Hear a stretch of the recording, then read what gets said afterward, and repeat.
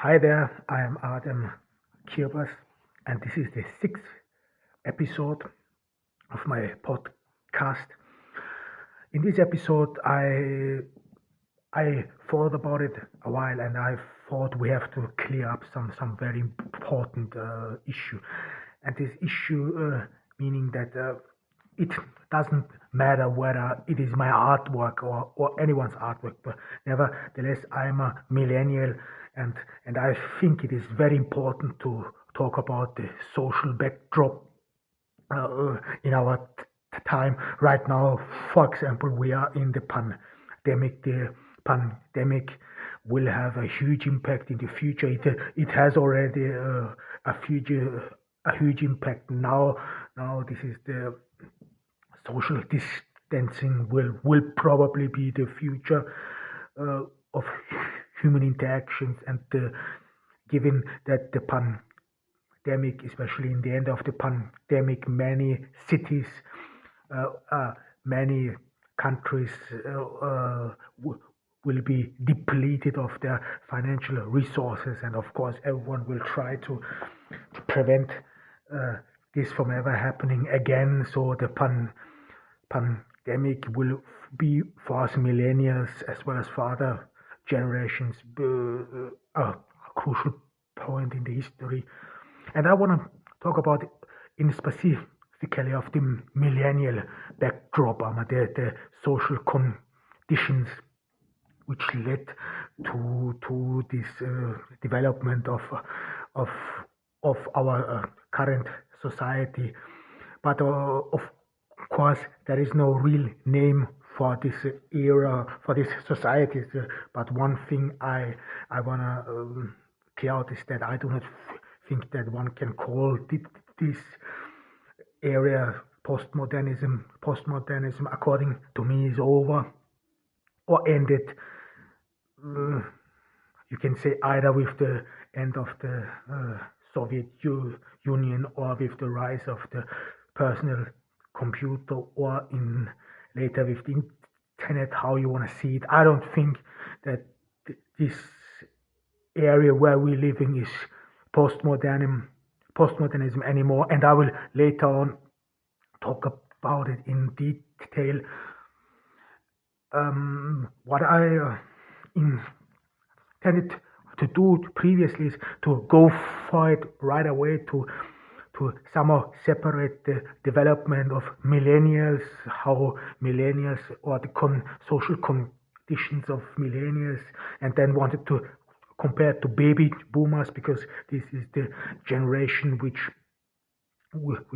somehow are our parents and grandparents. However, I then decided that we have to go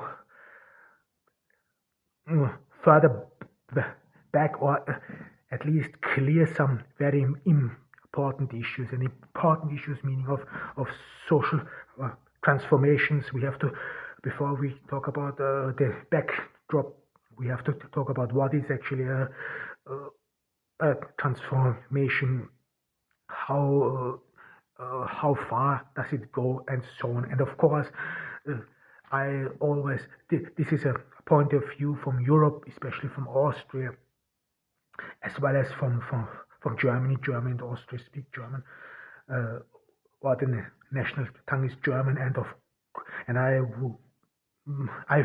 think it is very important because, for example, I only want to name one example: the internet age and the programming language, for example, is in English, and due to that there was a language uh, reformation, somehow a language change in the German language. This is called the Neue Deutsche Rechtschreibung. This is when I went into school.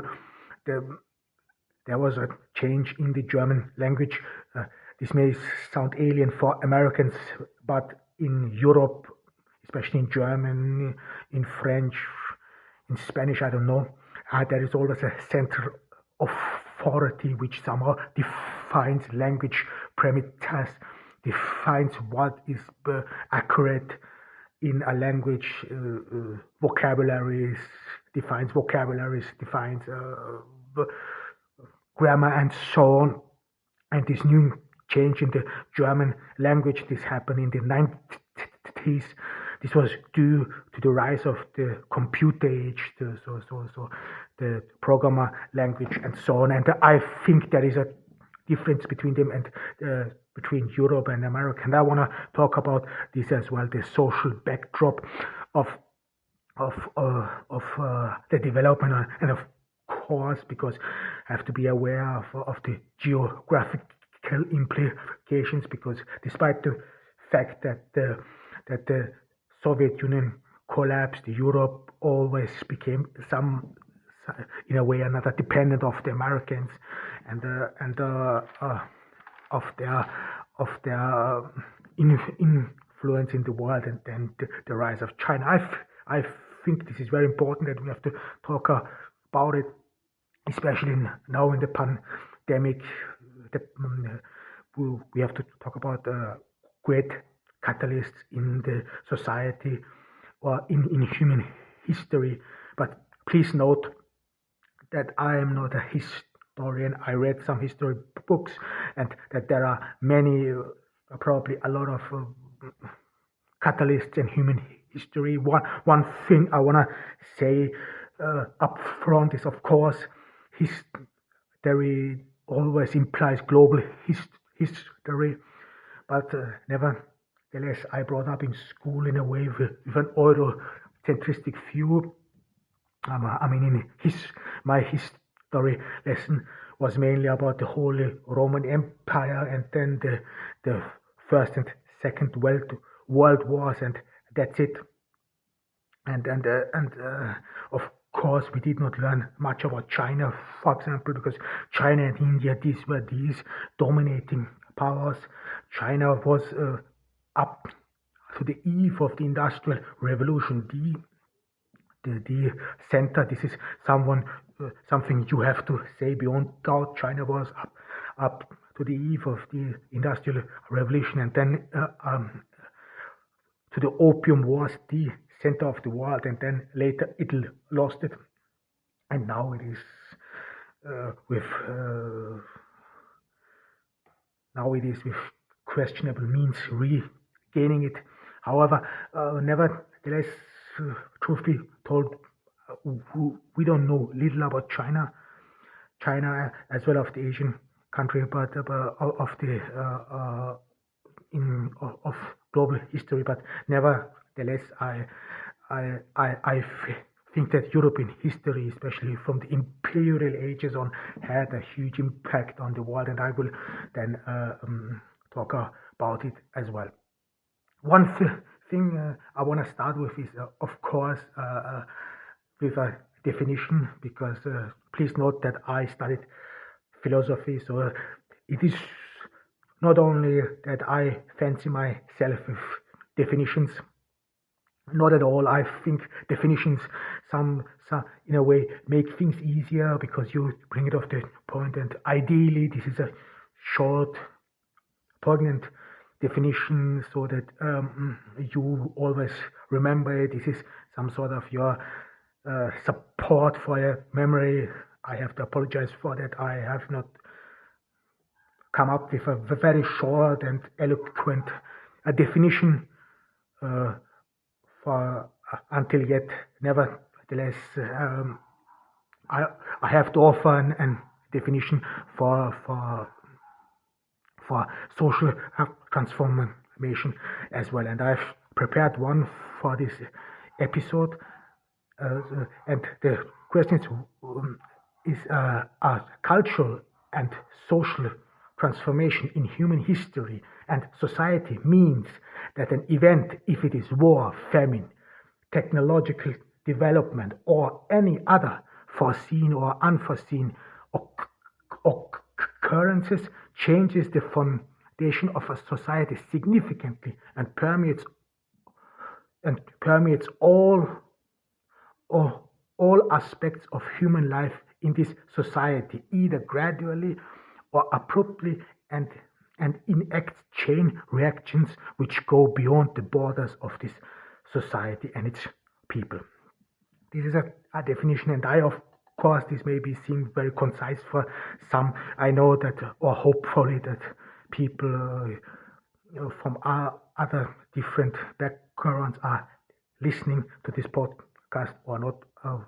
We will find out or not. But however, I will break this down.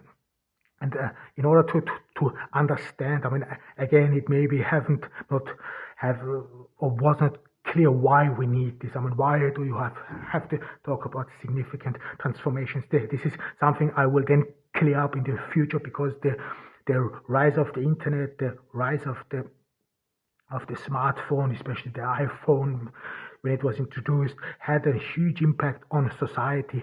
And later on, it will be easier to understand, yeah, what was the difference between baby boomers, how did the baby boomers grow up? This was after the two world wars. How did they grow up? And then the conditions about the millennials, and then to understand better in a way the cultural implications and how millennials think in the current state, because millennials now will take over or are starting to take over the baby boomers. They are mostly already going into retirement now. We millennials take over, and it is somehow not bad to understand or think about what are the social, or what were the social conditions which made people think in a way or not.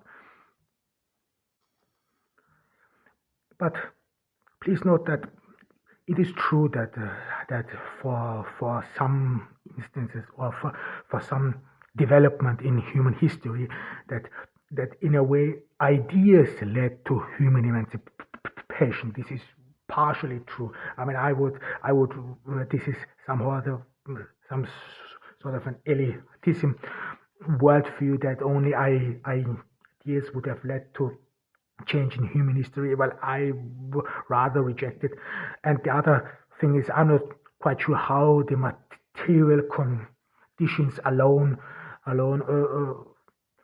contributed to human uh, conscious, which is a common belief in the Marxist society, belief group, that the material conditions would determine human conscious. Well, I always some sort of took this with a with a big grain of salt, because this is it would somehow entirely surrender the human mind to its habitat. This would mean that we humans are not different from animals, from humans, but human history shows actually pretty much clearly that humans always change their habitat, they always change their circumstances, and they always they were.